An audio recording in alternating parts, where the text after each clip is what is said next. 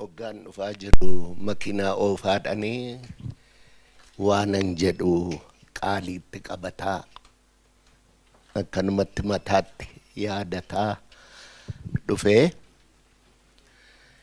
waan eeganas ga'ee gaa waanan itti qophaa'ee dhufanii isinitti maayedhee yaadee hinnaan amma mooroon fuula keessan argu yeroo silaa karaarra jiru waanan isinitti man himaa jedhee yaade anaaf waaqatu beeka. Amma garuu waaqa duwwaatu beeka.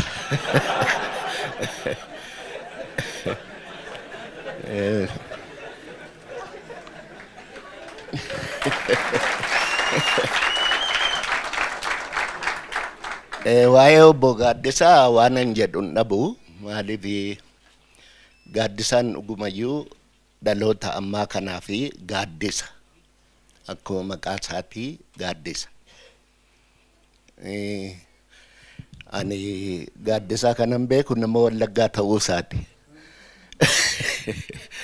Egaa nama afaan Oromoo dubbatu durii hundumaa nama Wallaggaa seenaa amma dingatuma suma isaa tokko wajjin taa'ee jennaan lakkiin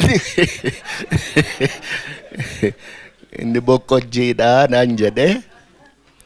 Egaa boqqojjiis nan beekaa dhugaa dubbachuudhaa fi nama seenaati obbo Gaaddisaan.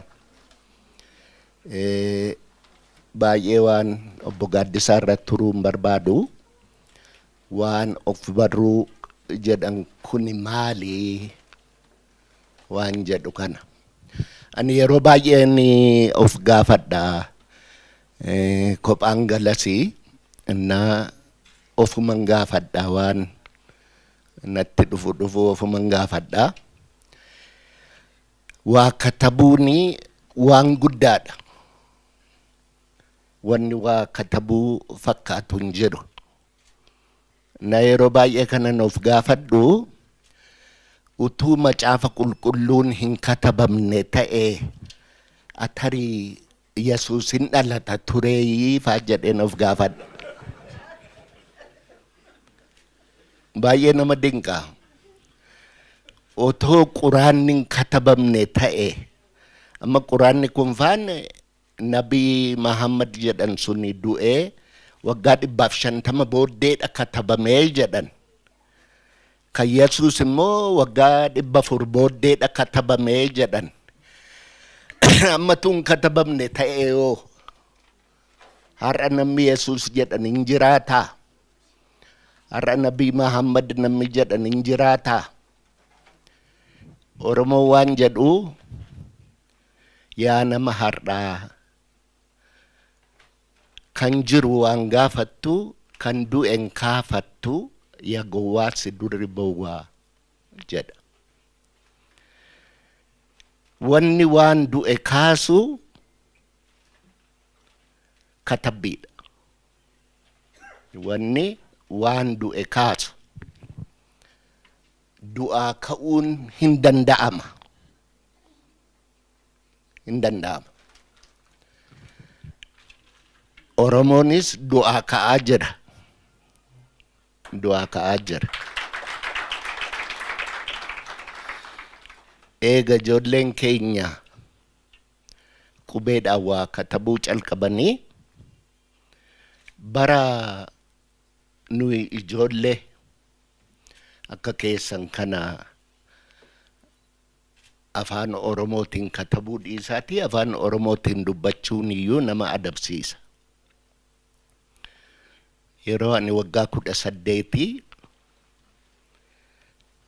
diraamaadha afaan Oromootiin katabe. Diraamaa sana keessatti Waldiigasiif dhaddeen boollatti galanii cumaa lafa keenyaa mar'umaan diiganii ilmoo saree keenyaaf wicindaqoo keenyaa allaattiin fixanii bineensi caakkaa'oo biyyaa nu baasanii maaf kaaneettiin duullu maaliif caljettanii. Waldiigasiif dhaddeen boollatti galanii cumaa lafa keenyaa mar'umaan diiganii ilmoo saree keenyaaf wicindaqoo keenyaa allaattiin fixanii.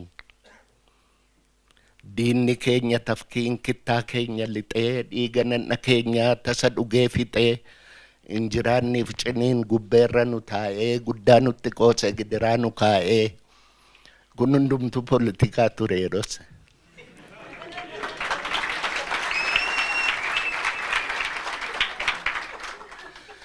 Wallaaluma keenya booyyeeniif karkarroon keenya irratti mooree waliigaltee dhabaaf daljeessiif qadameen midhaan keenyaan kooree hunda nama keenyaa agabuuf dhukkubaan mar'umaan isaa qooree.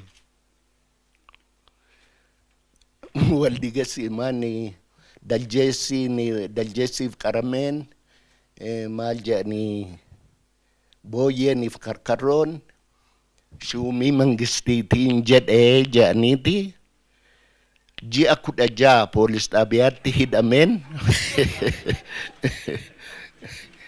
aeropilaaniidhaan namicha asirra laqaa Galataa Shaanqoo jedhan tokkotti na camadanii fidee asitti wanjal makalaakaliitti na hidhanii booyyeeniif karkarroon ati jettu kun maalii jennaan booyyeedhumaaf karkarroodhaa jedhee.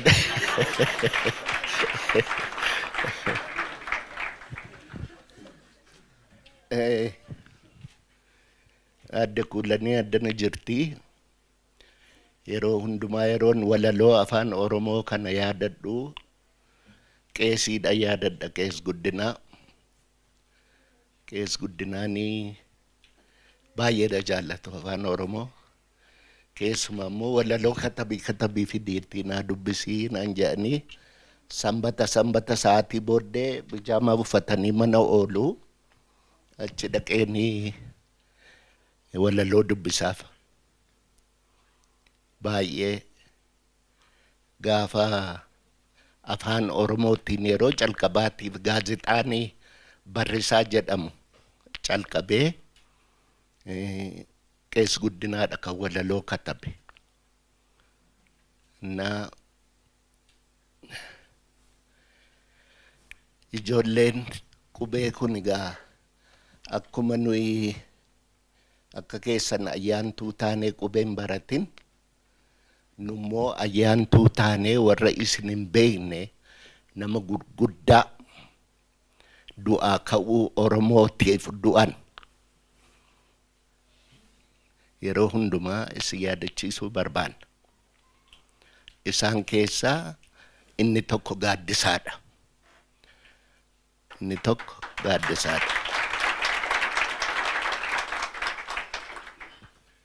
Amma akka Gaaddisaan itti waan inni afaan Oromoo kana jaallatuu fi utoo lafannitti dhalate beektanii boqqojjiin qabbanni isaayyuu naman teessisu silaa keessumaa immoo ganna fixeensi hin bu'u margarraa hin bu'u fixeensi marguma irratti cabbii ta'a achitti guddate. Kanaaf sammuun isaa hin baqin. Kanaaf sammuun isaa itite. Gaaddisaan nama sammuun isaa ititeedha. Ammallee lafa qabbanaa Waaqayyo jannata keessatti lafa qabbanaa isaa boqochiisu yennaa an dubbii isinitti hin dheeressuu Gaaddisaa kanarra beektanis baay'ee keessantu jira.